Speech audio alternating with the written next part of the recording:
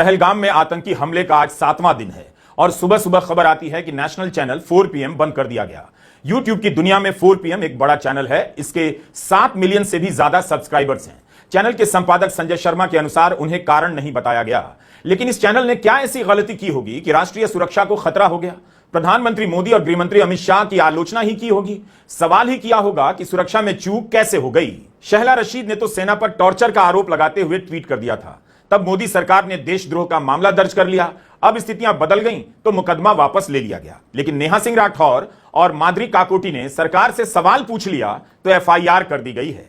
इसी वीडियो में आगे हम इसकी बात करेंगे। उम्मीद है आप इस वीडियो को पूरा देखेंगे। 4 PM के संपादक संजय शर्मा ने X पर सुबह सुबह जानकारी दी कि हमारा नेशनल चैनल 4 PM सरकार ने बंद करवा दिया है। नेशनल सिक्योरिटी का बहाना बनाकर लोकतंत्र की एक मजबूत आवाज को कुचलने की कोशिश की गई है। मैं देश से उतना ही नहीं, उससे कहीं ज्यादा प्यार करता हूं जितना यह सरकार दावा करती है। अगर किसी वीडियो पर सरकार को आपत्ति थी तो एक मेल भेजकर बताया जा सकता था। मैं खुद जांचता और अगर गलती होती तो उसे हटा देता। लेकिन सच यह है कि मोदी देश नहीं है, सरकार से सवाल पूछना गुनाह नहीं है। लोकतंत्र में आवाज उठाना हमारा अधिकार है। तानाशाही से डरने वाले नहीं हैं हम 4 PM यूपी और बाकी सभी 4 PM राज्य चैनलों पर अपनी आवाज बुलंद करते रहेंगे। आपसे अनुरोध है कि उन चैनलों को तुरंत सब्सक्राइब करें और इस संघर्ष में हमारा साथ दें। चैनल बंद हो सकता है पर हमारी आवाज नहीं, चाहे यूट्यूब हो या कोई और मंच, हम लोकतंत्र की मशाल जलाते रहेंगे। तो क्या अब यही सब होगा कि जो सवाल करेगा उसका चैनल बंद कर दिया जाएगा, FIR कर दी जाएगी? 4 PM का संबंध लखनऊ से है और इसी शहर में 2 और FIR हुई हैं। लोक गायिका नेहा सिंह राठौर ने ऐसा क्या कह दिया कि उनके खिलाफ FIR हो गई? लखनऊ यूनिवर्सिटी की प्रोफेसर माधुरी काकोटी ने ऐसा कौन सा सवाल पूछ दिया कि उनके खिलाफ FIR हुई है? 4 PM के कई थंबनेल पर आपत्तियां जताई जा रही हैं, वह भी आधिकारिक तौर पर नहीं बल्कि सोशल मीडिया में अफवाह के रूप में। अगर थंबनेल के कारण बंद किया गया है तो संपादक संजय शर्मा को बताना चाहिए। बिना कारण बताए क्यों बंद किया गया? वैसे भी जब कारण आधिकारिक रूप से नहीं बताया गया है तो थंबनेल को कारण की तरह क्यों घुमाया जा रहा है? थंबनेल को लेकर अलग अलग पैमाना होता है। मैं खुद कम शब्दों में थंबनेल लगाता हूं, लेकिन उसकी भी व्याख्या इसी तरह से की जा सकती है जैसे 4 PM की जा रही है। थंबनेल को लेकर YouTube की अपनी गाइडलाइन है कि मिसलीडिंग नहीं होनी चाहिए। अगर ऐसा है तो शिकायत YouTube से की जानी चाहिए। इसका मतलब यह नहीं कि सरकार घुस जाए और चैनल को बंद कर दे। थंबनेल कारण है तो इस आधार पर सारे गोदी चैनल 1 घंटे के भीतर बंद हो जाने चाहिए। आपको याद दिलाना चाहता हूं कि रूस और यूक्रेन की जंग के दौरान गोदी चैनल सनक गए। आप जाकर देखिए किस तरह के थंबनेल लगाए जा रहे थे। कभी तीसरा विश्व युद्ध, कभी परमाणु बटन दबाने के थंबनेल लगते थे। इस तरह के कार्यक्रम बनते थे जैसे रिपोर्टर और संपादक पुतिन के कमरे में बैठा हो।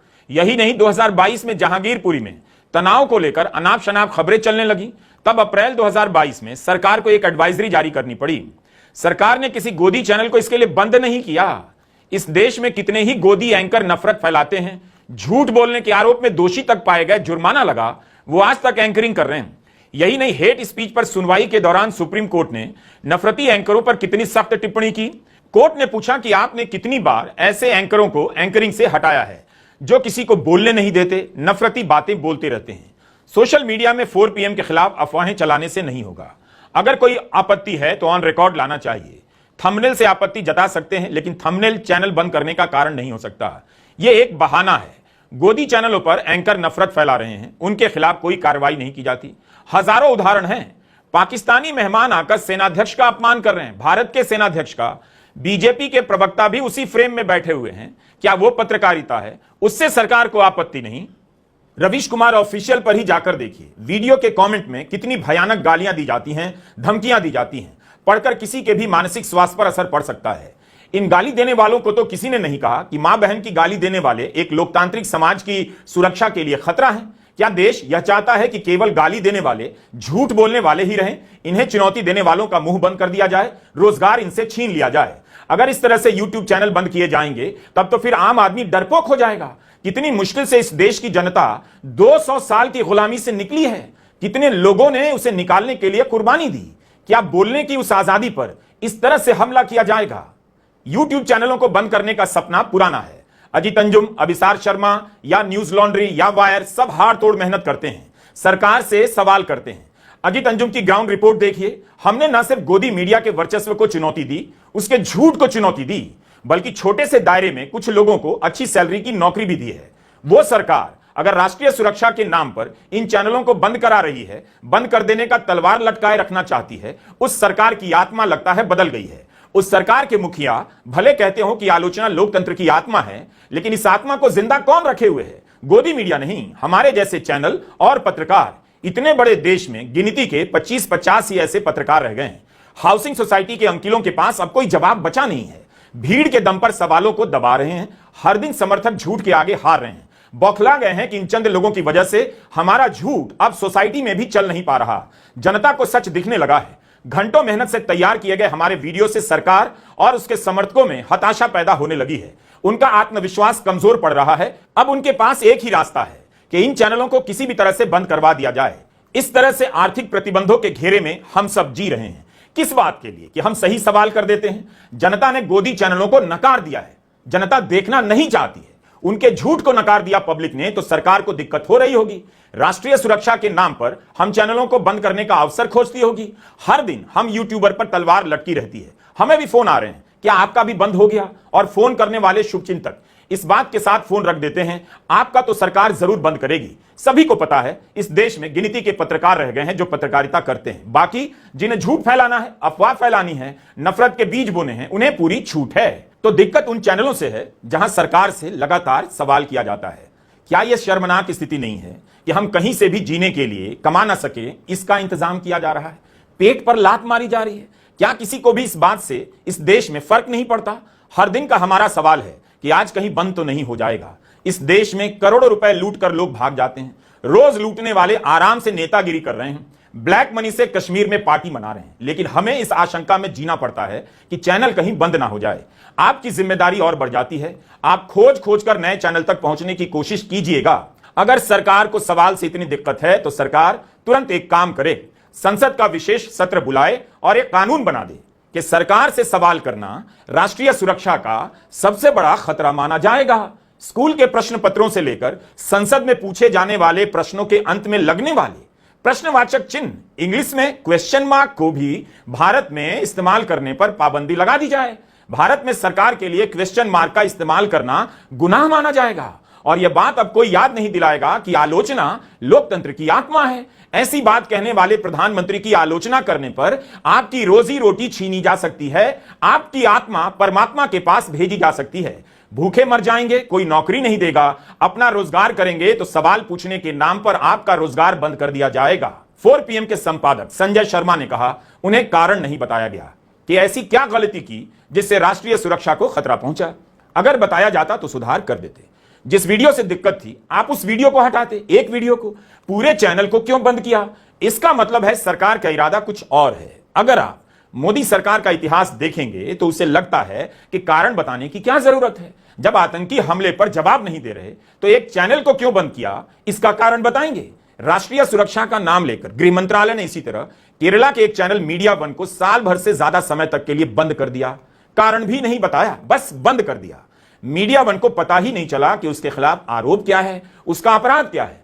हाईकोर्ट में सरकार ने बंद लिफाफे में जवाब दिया और कोर्ट ने मान लिया, लेकिन चैनल को कुछ पता नहीं चला आरोप क्या है। जनवरी 2022 में चैनल पर बैन लगा था। 1.5 साल तक केस मुकदमा और सुनवाई का दौर चला। सुप्रीम कोर्ट पहुंचा, तब जाकर टीवी पर प्रसारण का अधिकार मिला। मगर जब फैसला आया तब सुप्रीम कोर्ट में सूचना प्रसारण मंत्रालय की तमाम दलीलें ध्वस्त हो गई थीं। अप्रैल 2023 में फैसला सुनाते हुए जस्टिस DY चंद्रचूड़ और जस्टिस हिमा कोहली ने चैनल पर प्रतिबंध को हटाते हुए सूचना प्रसारण मंत्रालय को 4 हफ्ते का समय दिया कि मीडिया वन का लाइसेंस का नवीनीकरण हो जाना चाहिए। उन्होंने सुनवाई के दौरान कहा कि राज्य नागरिकों के अधिकारों को कुचलने के लिए राष्ट्रीय सुरक्षा का इस्तेमाल कर रहा है या कानून के राज की भावना के खिलाफ है। राष्ट्रीय सुरक्षा का मामला भर हो जाने का मतलब यह नहीं कि राज्य बराबरी और तटस्थता से काम नहीं करेगा। बंद लिफाफे की प्रक्रिया अपनाने से याचिकाकर्ता के अधिकार का हनन होता है। राज्य नागरिकों के अधिकारों को कुचलने के लिए राष्ट्रीय सुरक्षा का इस्तेमाल कर रहा है। अपने फैसले में बैन को रद्द करते हुए सुप्रीम कोर्ट की खंडपीठ ने कहा, सरकार हवा में राष्ट्रीय सुरक्षा के आरोप नहीं लगा सकती। इसके लिए ठोस कारण होने चाहिए। जिस तरह से मीडिया वन के लाइसेंस का नवीनीकरण रोका गया, उसका मीडिया की स्वतंत्रता पर चिलिंग इफेक्ट यानी हाड़ कपा देने वाला असर होगा। इतना डरावना। अगर सरकार को लगता है कि राष्ट्रीय सुरक्षा को क्षति पहुंच रही है, उस स्थिति में भी सरकार को निष्पक्ष रूप से कार्रवाई करनी होगी। अगर सरकार सुरक्षा के नाम पर बैन करती है तो उसे अदालत के सामने अपनी कार्रवाई को साबित करना होगा। सुप्रीम कोर्ट ने कहा है कि आप हवा में किसी के खिलाफ राष्ट्रीय सुरक्षा के आरोप नहीं लगा सकते, तो सरकार ने 4 PM को बंद करते समय कारण क्यों नहीं बताया? सरकार को पता है अदालत में साबित करने से पहले मुकदमा चलने के नाम पर ही कई साल गुजर जाएंगे। ऐसे आदेशों से सरकार को अब कोई फर्क नहीं पड़ता। यही एक मामला नहीं है, तब भी अभिव्यक्ति की स्वतंत्रता से लेकर चैनलों को बंद करने, पत्रकारों के खिलाफ मामला दर्ज करने की प्रक्रिया दोहराई जाती रही है। इसी तरह न्यूज क्लिक पर छापा पड़ गया और इसके संस्थापक संपादक प्रबीर पुरकायस्थ को अवैध तरीके से गिरफ्तार कर लिया गया।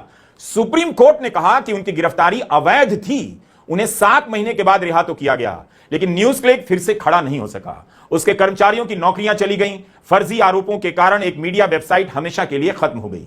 इस देश की राजधानी दिल्ली में एक संपादक को अवैध रूप से गिरफ्तार किया गया। आप यह सब क्यों भूल जाते हैं? सरकार युवाओं को नौकरी नहीं दे पा रही, लेकिन जो लोग अपने दम पर छोटा मोटा चैनल बनाकर कुछ लोगों के लिए रोजगार का सृजन करते हैं, उसे भी बंद करने के तरीके निकाल लाती है। क्या धमकी और बंद हो जाने के डर के बीच कोई अपना चैनल चला सकता है, किसी को नौकरी दे सकता है? बहुत ज्यादा पुरानी बात नहीं, आज से 1 साल पहले मार्च 2024 में प्रधानमंत्री मोदी ने एक भव्य कार्यक्रम में देश भर के इन्फ्लुएंसर्स को नेशनल क्रिएटर अवार्ड से पुरस्कृत किया। खुद प्रधानमंत्री मोदी अपने YouTube चैनल का प्रचार प्रसार कर चुके हैं, लोगों से बेल आइकॉन क्लिक करने और सब्सक्राइब करने को कह चुके हैं, अपने को यूट्यूबर भी कहा। क्या उनकी सरकार एक ऐसा YouTube स्पेस बनाना चाहती है जहां किसी भी क्रिएटर के लिए अपने चैनल की सुरक्षा की कोई गारंटी ना हो, जहां कभी भी कोई भी उसके वर्षों की मेहनत पर एक झटके में पानी फेर दे, बेरोजगार कर दे, चैनल बंद कर दे? क्या मोदी सरकार YouTube को ऐसे स्पेस में बदलना चाहती है जहां कोई उनसे सवाल ना करे? YouTube भी गोदी मीडिया हो जाए, जब बिना कारण बताए इतनी आसानी से अगर किसी का चैनल बंद किया जा सकता है, फिर ब्रॉडकास्ट बिल और अन्य नियमों की क्या जरूरत है?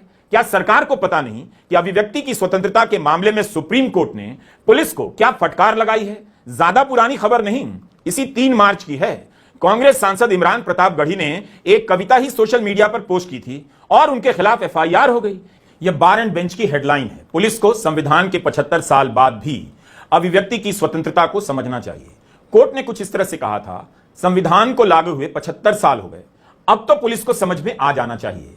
तब वकील कपिल सिब्बल ने भी एक टिप्पणी की थी, यह बात कोर्ट को भी समझनी होगी। कितनी महत्वपूर्ण बात है। सुप्रीम कोर्ट के जस्टिस ASO का और जस्टिस सुजल भुयान की खंडपीठ की इस टिप्पणी से फिर क्या ही बदला? पुलिस अगर बोलने पर, लिखने पर FIR करने लग जाए तो फिर इमरान प्रताप गढ़ी मामले में सुप्रीम कोर्ट का फैसला अभिव्यक्ति की स्वतंत्रता को किस तरह सहारा देता है? इस फैसले के बाद भी लोकतंत्र में कमजोर लोगों की आवाज उठाने वाले, सरकार से सवाल पूछने वाले बेसहारा हो गए हैं। इस केस में गुजरात सरकार की तरफ से सॉलिसिटर जनरल तुषार मेहता ने तर्क दिया, सोशल मीडिया एक खतरनाक उपकरण है और लोगों को जिम्मेदारी से काम करना चाहिए। तो सुप्रीम कोर्ट के जस्टिस ओका ने कहा, यह समस्या है, अब किसी के मन में रचनात्मकता के लिए कोई सम्मान नहीं है। अगर आप इसे सीधे तौर पर पढ़ें तो इसमें यही कहा गया है, अगर आप अन्याय सहते हैं तो भी उसे प्यार से सहें। अगर न्याय की लड़ाई का सामना अन्याय से होता है तब भी हम उसका सामना प्यार से करेंगे। आपने सुना कविता की इस पंक्ति को, आप भी बताइए, क्या ऐसी पंक्तियों के बोलने से, पोस्ट करने से FIR होनी चाहिए थी?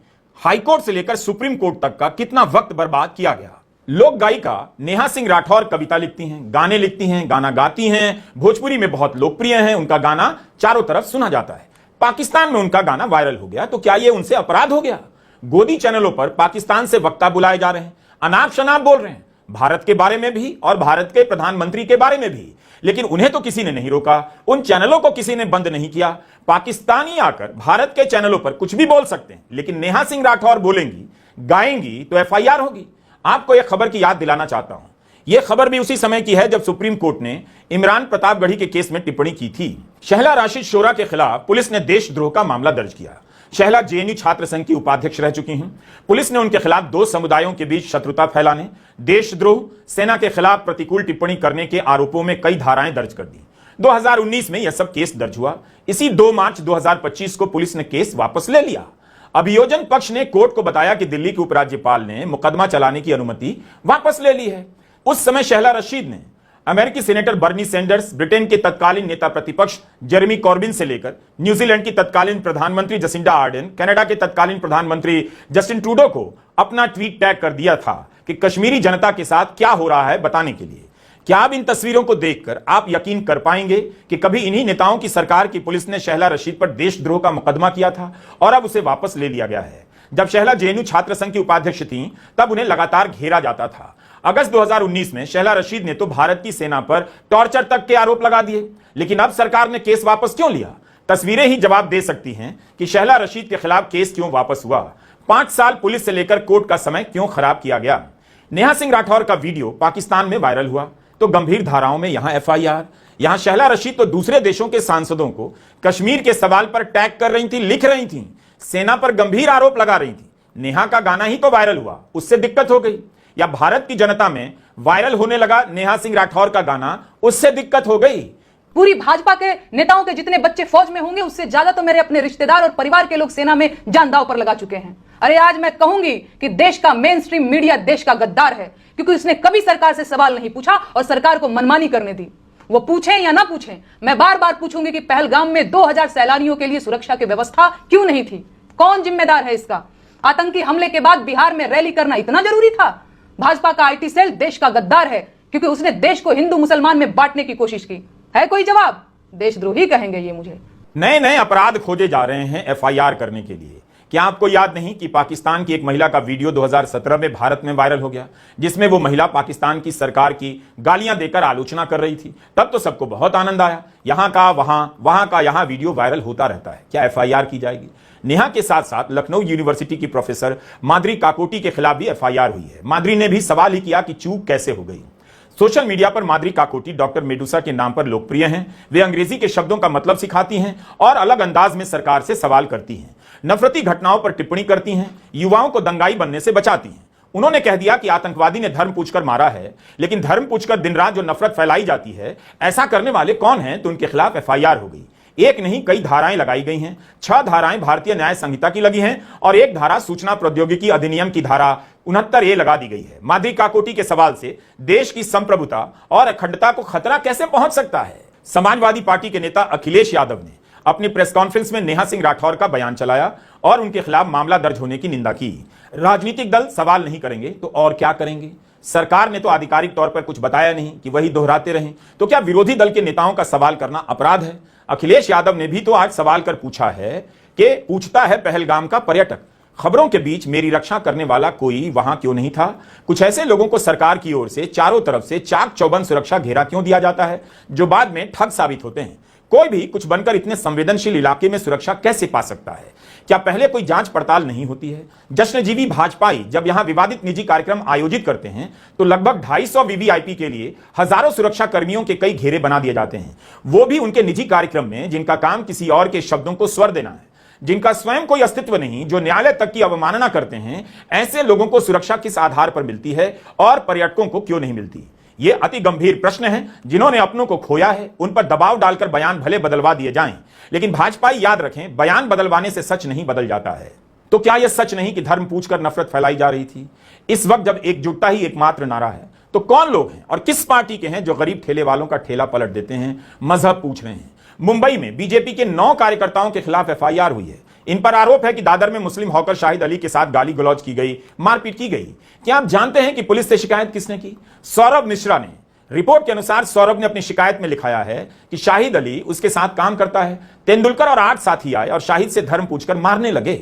इस वक्त सौरभ मिश्रा जैसे लोग हैं जो धर्म पूछकर एकता को चोट पहुंचाने वाले नफरती लोगों के खिलाफ बोल रहे हैं, पुलिस में जाकर शिकायत करने का रिस्क ले रहे हैं कि शाहिद अली को धर्म पूछकर मारा गया। जो काम सौरभ मिश्रा जैसे शानदार और जिम्मेदार नागरिकों ने किया है, वही काम माद्री काकोटी और लोक गायिका नेहा सिंह राठौर जैसी शानदार नागरिक ने किया है। बिना झूठ को किनारे लगाए आप देश की सेवा नहीं कर सकते, इसलिए सवाल पूछा जा रहा है और यह भी दोहराया जा रहा है कि हम सरकार के साथ हैं, सरकार जो भी कार्रवाई करेगी उसके साथ हैं। फिर सवाल का जवाब क्यों नहीं दिया जा रहा? और सवाल सिर्फ माद्री और नेहा नहीं पूछ रही हैं, पहलगाम में मारे गए शैलेश कल्थिया की पत्नी शीतलबेन भी पूछ रही हैं, करनाल के लेफ्टिनेंट विनय नरवाल की बहन सृष्टि भी पूछ रही हैं। क्या शीतलबेन और सृष्टि के खिलाफ भी एफआईआर होगी? આજ પછી કોઈ દિવસ કોઈ વોટ જ નહીં કરતા. જો આપણી ગવર્મેન્ટને પોતાની સુવિધા રાખવી છે, તમારા પાછળ કેટલા વીઆઈપી હોય છે, કેટલી ગાડીઓ હોય છે, તમારો જીવ જીવ છે, આ ટેક્સ પે કરે છે એનો જીવ જીવ નથી. कोई नहीं आया वहाँ पे 1.5 घंटा, बस इनका था तब तक कोई नहीं आया वहाँ पे. अगर मैं खुद भी आदमी होती तो मेरे को बच सकता था. कोई नहीं आया वहाँ पे, कोई नहीं आया. उम्मीद थी और अब भी है कि सरकार उन परिवार के लोगों को जवाब देगी, बताएगी कि सुरक्षा में चूक क्यों हुई, क्यों पता नहीं चला कि हजारों लोग पहलगाम आ गए, हजारों लोग बैसारण जा रहे हैं, हजारों पर्यटक पहले से प्लान बनाकर आ रहे हैं, फिर कैसे कह दिया गया कि अचानक आ गए. होटल वालों ने नहीं बताया, टूर ऑपरेटर्स ने नहीं बताया. अब तो इसका भी खंडन आ गया है कि सबको पता है कि बैसारण खुला है, लोगों ने हफ्तों पहले प्लान बनाया और बैसारण हमेशा ही खुला रहता है. अचानक खुलने की बात गलत निकली, तो इस पर जवाब आना चाहिए था या नहीं. अगर कोई यह सवाल पूछ देगा तो क्या एफआईआर होगी. इंडियन एक्सप्रेस की खबर है, पूर्वोत्तर में पहलगाम हमले के बाद सोशल मीडिया पर लिखने के आरोप में 22 लोग गिरफ्तार किए गए हैं. इनमें से 17 लोग केवल असम में गिरफ्तार हुए हैं. एआईडीयूएफ के विधायक अमीनुल इस्लाम को भी गिरफ्तार किया गया है. कई जगह इस बारे में रिपोर्ट प्रकाशित हुई है, मगर मीडिया की रिपोर्ट से साफ नहीं होता कि 22 लोगों ने भारत के विरोध में या पाकिस्तान के समर्थन में क्या लिखा. बस यही लिखा मिल रहा है कि भारत विरोधी पोस्ट के कारण